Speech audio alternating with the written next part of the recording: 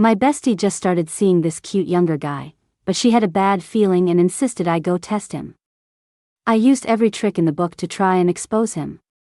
And just as I was about to reveal his true scumbag colors, my bestie called me in a total panic. Wrong guy, wrong guy. You're flirting with his uncle, not him. My bestie, Chloe, was completely obsessed with the new younger guy she was dating. But the last shred of her sanity made her cling to my leg, crying her eyes out before she fell completely under his spell. Sophie, my sweet Sophie, you have to help me. You know I haven't felt this way about anyone in years. I really, really like him this time. You wouldn't want to see me get my heart broken after I've already invested so much, would you? Her whole performance left me no choice but to give in with a sigh. I poked her on the forehead, exasperated. It's always sweet Sophie, when you need something, and that damn girl, when you don't. All right, stop the waterworks. Send me his picture. But let's get one thing straight, this is a one-time deal. Whatever the outcome, you have to accept it. She immediately started nodding like a bobblehead. According to the photo and info Chloe gave me, Leo played basketball at the University Athletic Center every day at 4 p.m. The gym was packed and loud, the air thick with testosterone. My head was already spinning from all the college jocks. I steadied myself and tried to remember what Chloe had told me yesterday. If your face blindness kicks in, just look for the guy wearing this hat. I had it custom made, it's the only one in the world. You can't get the wrong person. So, using the hat as my guide, I quickly locked onto a man playing basketball on the court. Gotcha. I found a conspicuous spot to sit. And just as he was dribbling past a defender, I deliberately ran into him. I'm so sorry. We both said it at the same time. When I looked up, I froze. From that crusty, low residential photo, I could vaguely tell that Leo was a sunny, handsome guy with a youthful, boy-next-door vibe. But the man in front of me. He had an equally handsome face, but his features were sharper, more mature, and rugged. His eyes were deeper, his nose was more defined, and he even seemed a few inches taller than described. Do college guys all look this mature these days? I wondered. But like Chloe said, I'm terrible with faces, but there's no mistaking that hat. Miss, are you okay? He spoke, and his voice was deeper than I'd expected, too. I immediately slipped into character, rubbing my forehead and putting on the perfect damsel in distress face. I'm a little dizzy. I think the impact was just so sudden. Could you help me sit down over there? Before he could answer, as I was getting up, I accidentally brushed my hand over the abs under his jersey before taking his strong arm for support. I cursed inwardly. Damn. Lucky girl. She's eating good. His body visibly tensed, and he looked down at me. I immediately put on my most innocent expression, with a hint of distress from the collision. As if that wandering hand wasn't mine at all. He gave me a look that was somewhere between a smile and a smirk but didn't press the issue. Things went surprisingly smoothly after that. I lied and said I was a recent grad, and he didn't seem to doubt me at all. We talked about basketball and how much the campus had changed. After a little while, I used the excuse of being thirsty. As I watched him walk toward the vending machine, I seized the opportunity, grabbing a guy who looked like his teammate and had just come off the court for a break. I tilted my chin in Leo's direction. My smile was sweet, with just the right amount of curiosity. Hey, excuse me, that guy over there, does he have a girlfriend? The guy stunned first, then looked me up and down. I gave him a subtle, you know what I mean look. A flash of understanding crossed his eyes. Him? Nope. Don't worry, he's single. And? He lowered his voice, his tone encouraging. I think you're just his type. If you make a move, I'd say you have a really good shot. I put on a surprised and shy expression, but inside, I was sneering. Of course. Playing the single card to lure in naive young women. A classic scumbag move. Just as I was plotting how to expose him, A guy in a sweatsuit was shoved forward by his laughing friends. He walked up to me, blushing, his eyes darting around. "Hi, do you go to school here?" My heart skipped a beat. Had I been found out? My face hardened, and I leaned back defensively. "Can I help you?" He panicked instantly. "No, I just wanted to ask if you were here alone. Could I get your number? I was thinking, maybe I could buy you dinner." I let out a silent sigh of relief and was about to politely decline, when a cold water bottle touched my cheek from behind. I looked up. Leo, or who I thought was Leo, had returned at some point. Standing behind me, backlit, his expression was unreadable, but his shadow completely enveloped me. He casually handed me the water bottle and sat down beside me. Then, he looked calmly at the other guy, his tone unreadable. "She's not alone." He paused, his gaze sweeping over the underclassmen and his friends, carrying a subtle hint of pressure. "She's with me. You're late to the party. You'll have to get in line." Maybe it was just me, but in that perfectly normal sentence, I heard a clear threat, staking his claim. The underclassman and his friends saw how it was, muttered a sheepish "are bad," and quickly scurried away. I pushed down the strange feeling in my gut. I deliberately looked up at him, using it as an excuse to say, "Well, you just scared off my dinner date. Aren't you going to buy me a meal to make up for it?" He looked at me when he heard that. "What do you want to eat?" "You." I looked him straight in the eye and said it with a sweet smile. A flicker of shock crossed his face, and his ears turned a faint shade of red. Before he could speak, I added slowly, "Just kidding." I tugged on the corner of his shirt, looking pitiful. "I want to go to a bar. Will you go with me? Please?" He frowned. "Why would you want to go to a messy place like that?" I silently rolled my eyes. "You and Chloe met at a bar, so stop pretending. You're probably just worried about running into someone you know." But on the outside, I squeezed out a couple of tears, my voice thick with misery. The truth is, I just got my heart broken. My friends all say the best way to forget a man is with alcohol and a new man. But I think alcohol is a lot more reliable than men. His brow was still furrowed. "And because of that, you're just going to ask a random guy to go drinking with you?" I rolled my eyes again internally. "How am I supposed to get you drunk and get the truth out of you if I don't take you to a bar?" But on the outside, I just fluttered my eyelashes and naturally placed my hands over his. "You're not just some random guy. I feel like I can trust you. Can't I?" The line was so over the top, even I thought my acting was a bit much. But surprisingly, he didn't immediately refuse. After a long moment, he finally spoke. "Fine. I'll go with you. That damn scumbag. He actually dared to come. Even though I wanted him to, so I could get him drunk and pry some information out of him. I was still pissed that he actually showed up. He has Chloe, so how could he just agree to go to a bar with any random girl who asks? No loyalty. A disgrace to all men." At the bar, I fumed silently while trying to figure out how to get him drunk. He, who had been quiet the whole time, suddenly spoke up. "So tell me, what kind of man was your ex, to ever let you go?" His question caught me off guard, and I quickly made something up. "Huh? Oh. He cheated on me. With my best friend. Sorry, Chloe. You'll have to be the villain for the sake of this test." As I spoke, I sneakily watched his reaction. After all, the mention of cheating should at least make him feel a little guilty, right? He frowned slightly at my words. "It's not worth being sad over someone like that. He doesn't deserve you." I sneered inwardly. "Keep acting. You're the one who plays around and is even less deserving." Outwardly, though, I lowered my gaze in agreement, my voice tinged with sadness.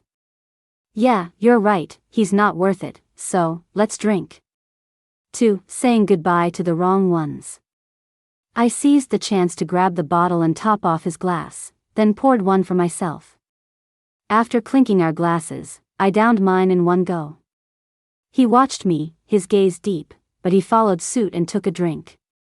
After a few rounds, I felt the mood was right and casually turned the question back on him. So what about you? You're so handsome, and you have a great personality. You're telling me no girls have ever gone after you? I've never been in a relationship. And I don't get too close to other women. The liar. He could spin that yarn without even blinking. I suppressed the urge to call him out, forcing a smile that didn't reach my eyes. So I don't count as other women? He glanced at me, a smirk playing on his lips.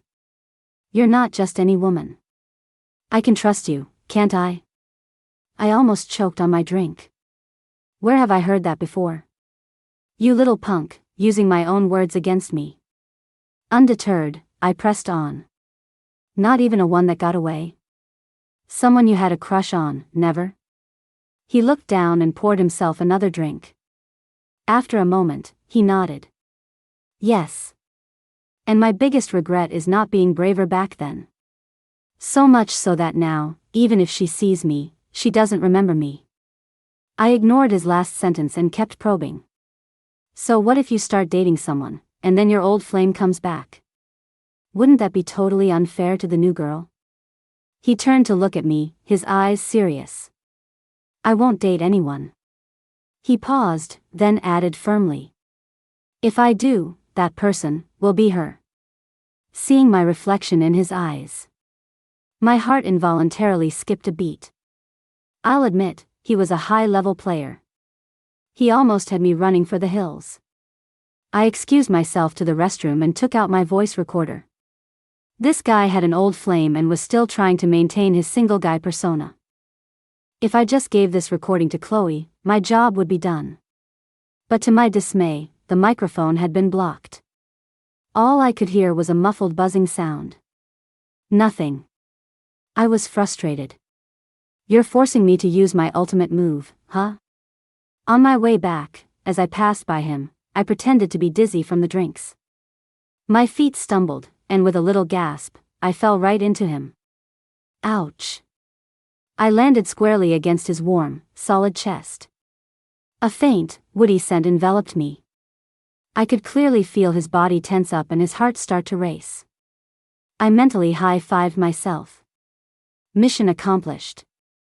I was just about to follow my plan, snuggle into his chest, whisper some flirty line like, "I'm so dizzy, you smell so good," and see how he'd react. But before I could even open my mouth, a deep, slightly raspy voice came from above my head.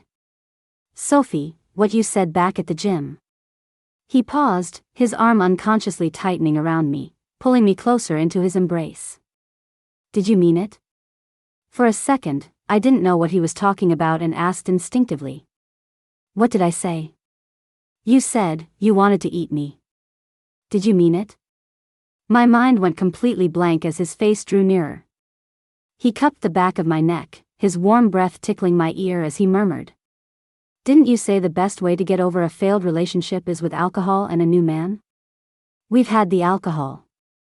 Ready to try the second cure?" Sitting in the hotel room, listening to the sound of him showering, I instantly sobered up. I only agreed to test him, not to throw myself into the bargain. I quickly texted my bestie. "Grand Hotel, room 1307. Come bust us. Quick." But I waited and waited, and there was no reply. I started to panic. Nope, I have to get out of here. If I don't, I'm done for when he comes out. Lost in my scramble to pack, I didn't notice the sound of the shower had stopped. Click. The bathroom door opened. A man with an 8-pack, a towel wrapped around his waist, stepped out amidst the steam. He looked at me, already halfway to the door, and raised an eyebrow. "Sophie, don't tell me you're getting cold feet now." My brain short-circuited. I'm so screwed. Of course not. I forced a brilliant, almost sycophantic smile. I just remembered we don't have any, you know. I'll run down and buy a box. As I spoke, I continued to inch toward the door. But before my hand could touch the doorknob, a large hand shot past my shoulder. Thud. He slammed it against the door, trapping me completely between him and the wood panel. His warm breath fanned across my ear, smelling of fresh soap. His voice was low and dangerous. I already bought some at the convenience store. The clerk said they're ultra thin, and that they'll enhance your experience. Before I could react, he lifted me up and gently placed me on the desk. One of his hands gently stroked my calf, his palm searing hot as it traveled upward, exploring and caressing. His other hand slid under my clothes, cupping my breast and kneading gently. A shiver ran through me, and an involuntary moan escaped my lips. I tried to curl up, but he held me firmly in place. Don't move. His voice was deep, allowing no argument. Tears sprang to my eyes from the sheer sensation. I didn't dare move. He withdrew his hand from under my dress and knelt on the floor. He gently removed my red high heels. My feet looked surprisingly small in his hands. His palm accidentally brushed against the sole of my foot, sending a jolt through me. My self-control was about to shatter. He let out a soft chuckle and began to lick his way up from my ankle. The last shred of my sanity made me press the tips of my toes against his firm abs before he could go any further. Wait. I panted, thinking fast. I smell like alcohol. Let me take a shower first. His eyes darkened, and he gripped my ankle, caressing it gently. I don't mind. Well, I do. I insisted, my toes unconsciously tracing his V-line, feeling his muscles instantly tense up. I felt a rush of heat to my face. Damn, this guy looked even better with his clothes off. I quickly covered my nose and glanced at him cautiously, the corners of my eyes still damp from what he'd just done to me. The sight made me look utterly pathetic and helpless. I'm not trying to run away. I just want to take a hot shower. Is that so much to ask? His Adam's apple bobbed, his eyes churning with dark emotions as if weighing my words. After a long moment, he lowered his head and placed a searing kiss on the inside of my ankle. A slight sting made me whimper. I looked down to see an intimate red mark where his lips had been. Fine. He finally let go, his voice impossibly hoarse. Hurry back. I practically fled into the bathroom, locking the door behind me and leaning against it, gasping for air. My phone vibrated. A flood of messages from Chloe came in. But I had no time for them. I called the hotel's front desk while turning on the shower, using the sound of the water to mask my voice. Hi, there's a Lexus blocking the exit in the garage. Could you please contact the owner to have it moved? 2 minutes later, I pressed my ear to the door and heard a phone ring outside. He answered, his tone a little impatient. Right now? Okay, I'll be right down. I heard footsteps fade away and the click of the main door closing. After counting to 5, I bolted from the bathroom, grabbed my bag, and ran. Are you kidding me? I'm the reigning champion of bailing. If I don't run now, am I supposed to stick around and let you eat me alive? I didn't start to calm down until I'd rushed out of the hotel and jumped into a taxi. My heart was pounding in my chest, and the spot on my ankle where he'd kissed me was still burning, a stark reminder of how dangerous that situation had been. My phone was vibrating like crazy. I took a deep breath and answered. Chloe's frantic voice came through the speaker. Sophie, what's wrong? What did your last text mean? What hotel? Who are you busting? Remembering what I'd just been through, I ground my teeth. What were you doing? Why didn't you answer your phone? Chloe sounded a little hurt. I was on a date with Leo today. We were at an escape room, and my phone was locked in a locker. I called you the second I saw your messages. Wait. She was with Leo tonight? Then who was I just flirting with? My world went dark. I asked in a trembling voice. You were with Leo the entire day? It sounded like Chloe moved to a quieter spot before whispering. Yeah, didn't we agree that I'd go on a date with him today, and you'd test him for me tomorrow? As Chloe spoke, the conversation we'd had before bed yesterday flashed through my mind. We were discussing the battle plan. And Chloe kept waffling between tomorrow and the day after. She took so long to decide that I was falling asleep. I couldn't remember which day she finally settled on. And I didn't even confirm with her before heading out today. Oh, God. I wanted the ground to swallow me whole. What have I done to a complete stranger today? I buried my face between my knees in shame. But my mind couldn't help but drift back to that man, his deep eyes. His low voice, the warmth of his palm. And the way he looked at me when he knelt to take off my shoes. That focused, predatory gaze. Every inch of skin he'd kissed and licked now felt like it was on fire.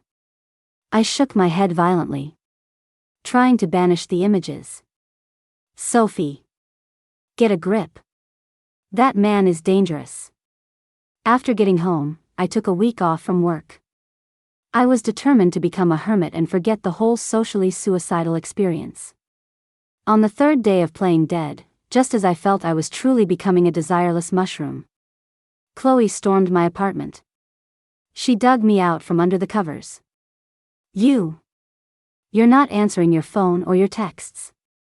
Are you trying to become a monk or something? Spill. What happened that day you told me to come bust you at the hotel? I buried my face in my pillow and weakly waved a hand. It was a beautiful mistake. The best thing we can do is let it be buried in the river of time. Seeing my lifeless state, Chloe just shrugged. Fine, I won't ask. But I have to tell you, I've had a change of heart. She sat cross-legged on my bed, her expression serious. I'd been thinking for the past few days, and I realized I shouldn't have doubted Leo and sent you to test him. Love is all about trust and honesty, right? Hearing this, I wanted to scream. I couldn't help but complain internally. Lady, where was this epiphany before? Did your best friend have to take a few bullets for you to finally see the light? Besides, a blush spread across her cheeks. Leo said he wants me to meet his family. I shot up from my pillow. Meet his family? Already? She nodded emphatically. Leo said he wants to introduce me to his uncle. And you know, I don't really have any family here. You're the only family I've got. So, for this meeting, I want you to come with me. I want to formally introduce you to them, too. My first instinct was to refuse. But looking at Chloe's hopeful eyes, the words died on my lips. Then I thought, if I don't say anything, what happened that day will forever be a secret. This city is huge. What are the chances I'd run into that guy again? I can't just be a coward for the rest of my life over one mortifying incident, can I? After a long internal debate, I finally nodded. Okay, I'll go. On the day of the meeting, I dressed up meticulously, trying my best to look like a dignified and mature member of the family. In the private room at the restaurant, I finally met the man who had Chloe so head over heels, Leo. He was just as sunny and handsome as in the photos. When he smiled, he revealed two cute little fangs, radiating youthfulness. I secretly compared him to the man from the gym. They had a slight resemblance in the eyes, but their vibes were completely different. I was screaming inside, Chloe, oh, Chloe, if you had just given me one clear, high residential photo, I wouldn't have made such a monumental screw-up. Leo was a true gentleman, pulling out our chairs, pouring water, and attending to every detail.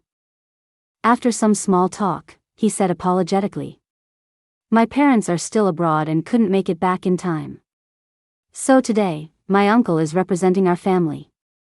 He just texted to say there's some traffic, so he might be a little late. Chloe leaned in and whispered to me, Leo's uncle is super impressive. He's a director at a multinational corporation at such a young age, and he's an even better basketball player than Leo.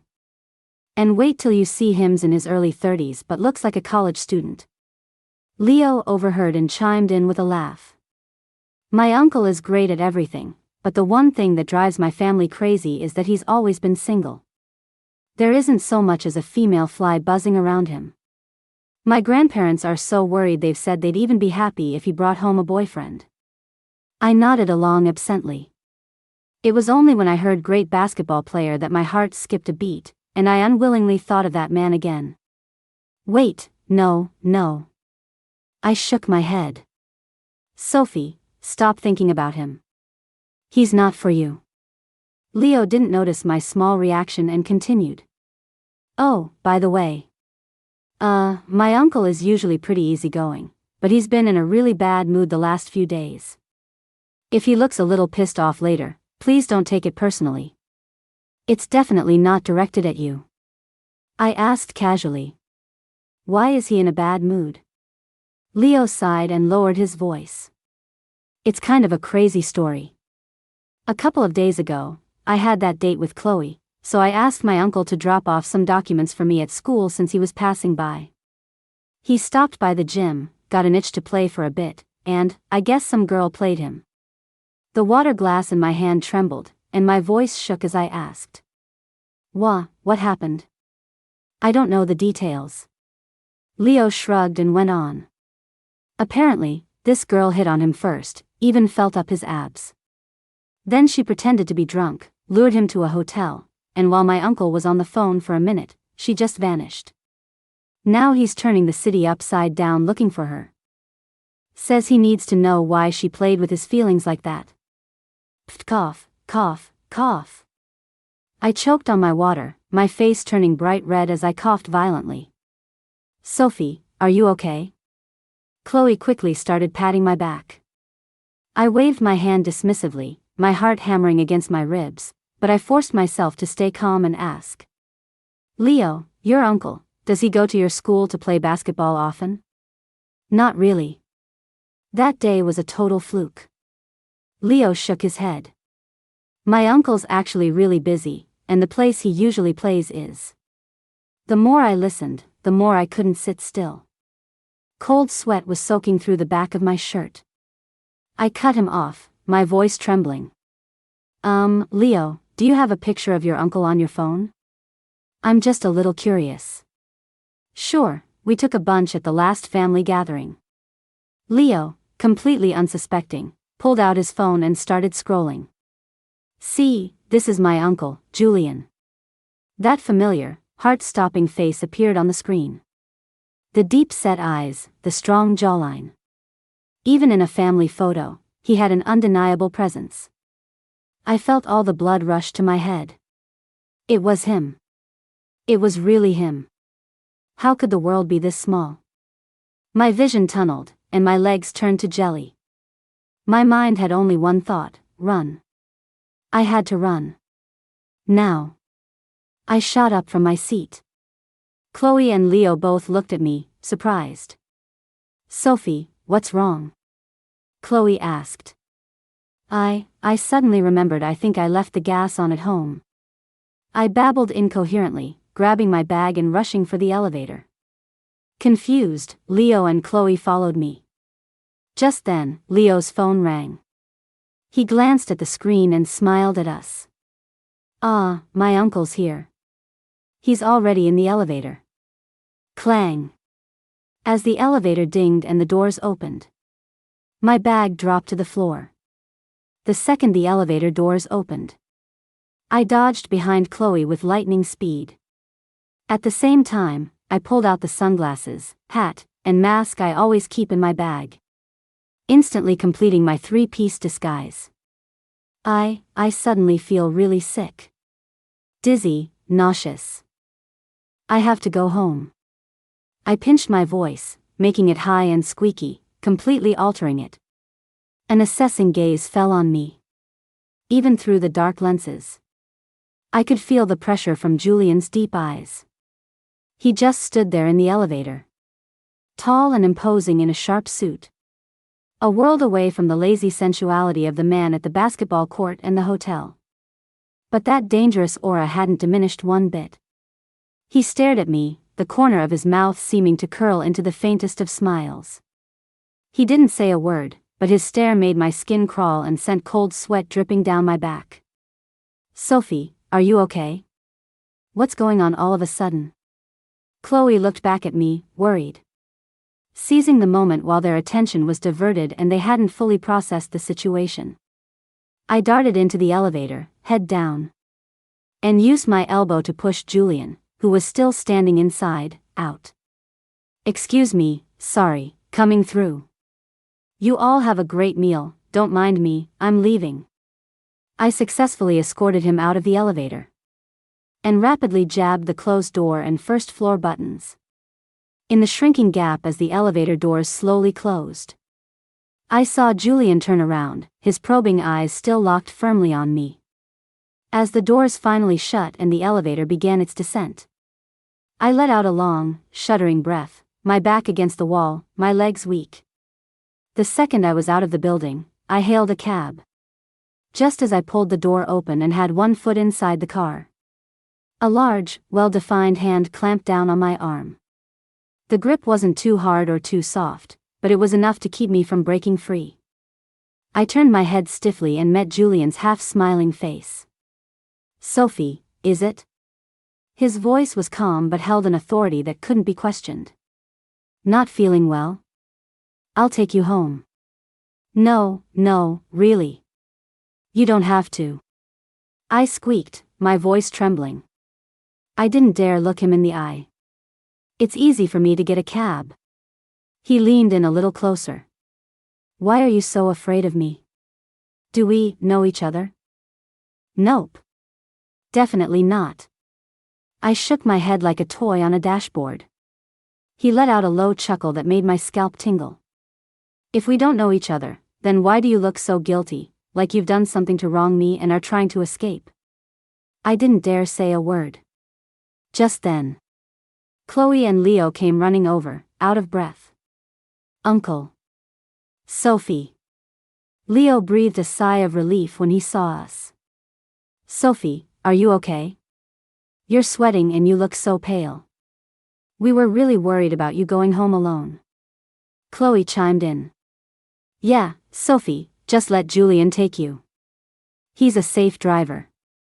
I tried to protest again, but Julian had already, without any room for argument, pried my hand off the taxi door, given the driver an apologetic nod, and then half supported, half guided me toward a black sedan parked nearby. "Let's go, Sophie." He opened the passenger side door, his tone gentle but his actions firm and undeniable. "I'll make sure you get home safely."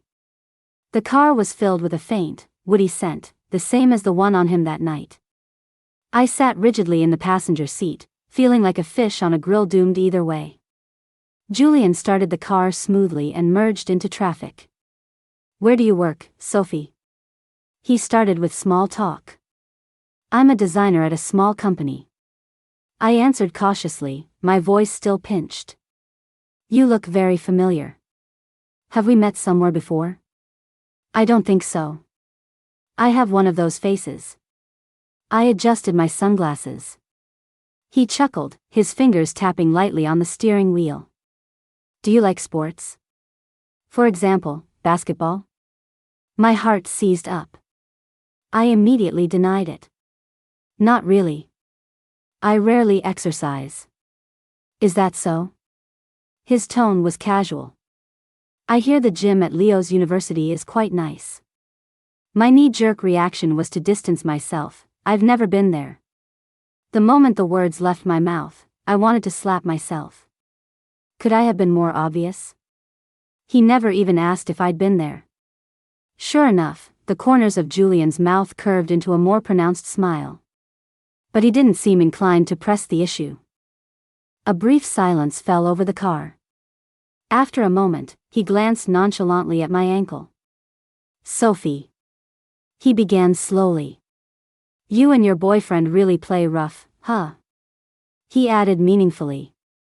"It was dark in the hotel that night, so I didn't get a good look.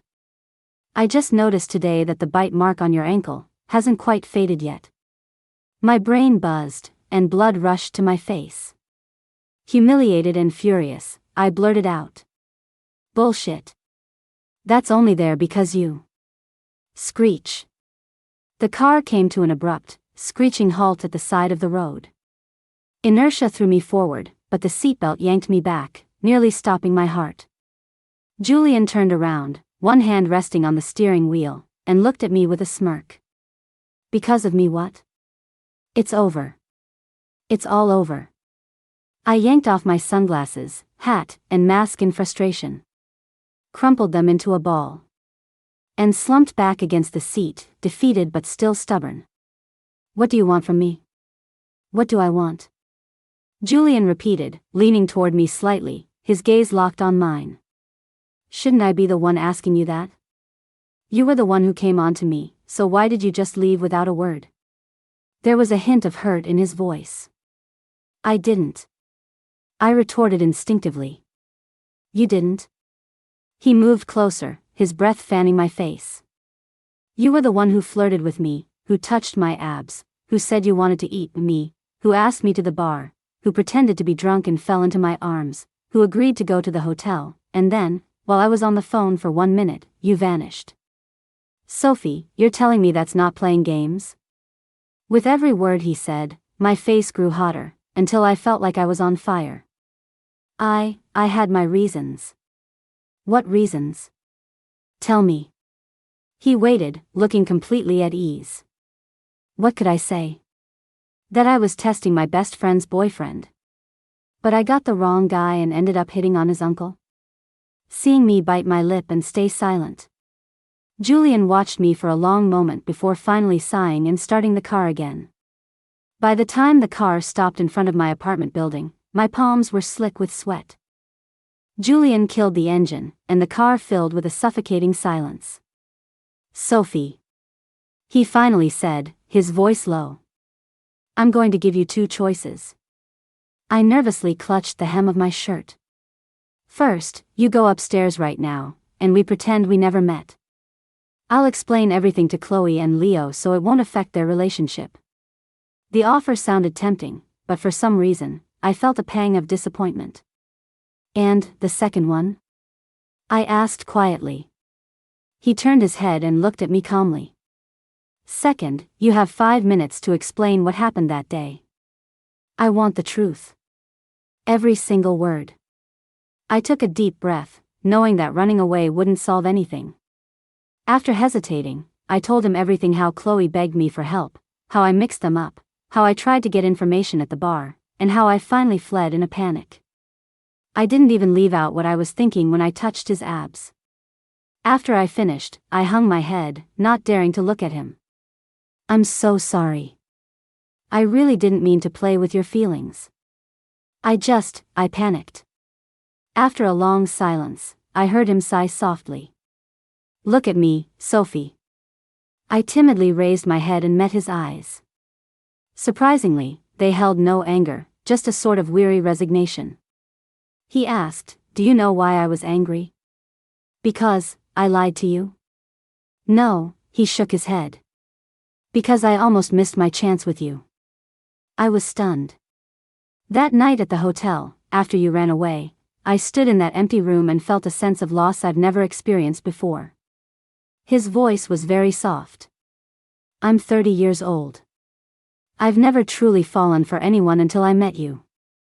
You're impulsive and clumsy, but you're also endearingly sincere. I thought I had finally met the right person, and then I turned around, and you were gone. My heart suddenly started to race. So, he looked directly into my eyes.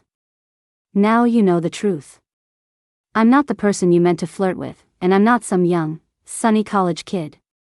I'm 7 years older than you think, my personality can be boring, and I'm always busy with work. Are you still willing to get to know this version of me?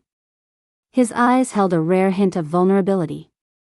In that moment, this mature, composed man looked like a teenager awaiting judgment. Without a moment's hesitation, I nodded forcefully, my voice choked with emotion. Yes. Actually, I didn't just run away because I was scared. It was also because I realized I think I was actually falling for you. That made me feel even guiltier toward Chloe and made it even harder to face you. He smiled and reached out to gently wipe away my tears. You silly girl. So, what are we now? I asked carefully. What do you think? He raised an eyebrow. You've touched me, you've held me, we've been to a hotel, you're not going to ghost me now, are you? My face was burning. That was different. That was a mission. I don't care. He leaned in, his lips brushing against my ear. You started this, so you have to take responsibility. How do I do that? You can spend a lifetime paying me back. After that night, Julian and I were officially a couple. He was mature and stable, but when it came to certain things, he possessed an undeniable dominance and endless energy. Every time he held me in his arms, feeling the heat of his body and the possessive force of his embrace, I would feel a dizzying sense of unreality, as if I were floating on a cloud. After another round of breathtaking intimacy, as I floated back down to earth, a question from long ago popped into my head. I propped myself up, looking down at him. Wait, there's something I have to ask you. He murmured, his eyes closed, his large hands still tracing lazy circles on my smooth back, his voice thick with satisfaction. Have you forgotten? At the bar, you told me you had an old flame you couldn't get over. I poked his hard chest. You even said that if you ever got married, it would have to be her. How can you betray her and use me as a replacement now? You scumbag. Julian's movements paused for a fraction of a second. With a swift, fluid motion, he flipped me over, easily pinning me beneath him again. Warm breath washed over my ear. Still holding on to that after all this time? He chuckled, avoiding the question. He silenced my lips with a flurry of kisses, trailing down my neck, skillfully reigniting the fire within me. NGH, don't think you can get away with it. I tried to resist, but his teasing quickly turned my defenses to dust. My body began to move with his against my will, my thoughts growing hazy once more. He increased the pressure, every thrust a declaration of ownership. As I was lost in a haze of pleasure, he whispered against my ear. My eyes, my heart, my arms, there's only ever been you. My eyes rolled back. All my questions were once again pounded into oblivion, as I drowned in the sublime waves he created. The question about his old flame was, once again, left unanswered. Then, one weekend afternoon, I was tidying up his study out of boredom. As I wiped down the top shelf of the bookcase, a slightly worn, dark wooden box unexpectedly slipped and fell. The lid burst open, and its contents scattered across the floor. Besides a few school pins and old fountain pens, there was a stack of photos. The photos were slightly yellowed with age, but the images were clear. It was me. All different versions of a younger, unguarded, unpolished me. My heart leaped into my throat. I grabbed the photos, stormed into the living room, and waved them at Julian, who was reviewing a file. Julian. Explain this to me right now. Why do you have photos of me from college? A flicker of panic, almost imperceptible, crossed Julian's eyes. But he quickly regained his composure. He didn't answer right away. Instead, he walked toward me step by step, his gaze deep and intense. He backed me into the study and locked the door behind us. Sophie. He murmured my name, his voice low and dangerous. Don't come any closer. Answer my question. I tried to retreat, but my back hit the hard edge of the desk. He easily captured my flailing wrists.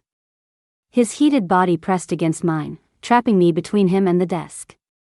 Some things. He lowered his head, the tip of his nose brushing against my cheek. His warm lips ghosting over mine. Are just too complicated to explain. You jerk, you're not getting out of this again. I struggled. But his expert touch gradually drained my strength.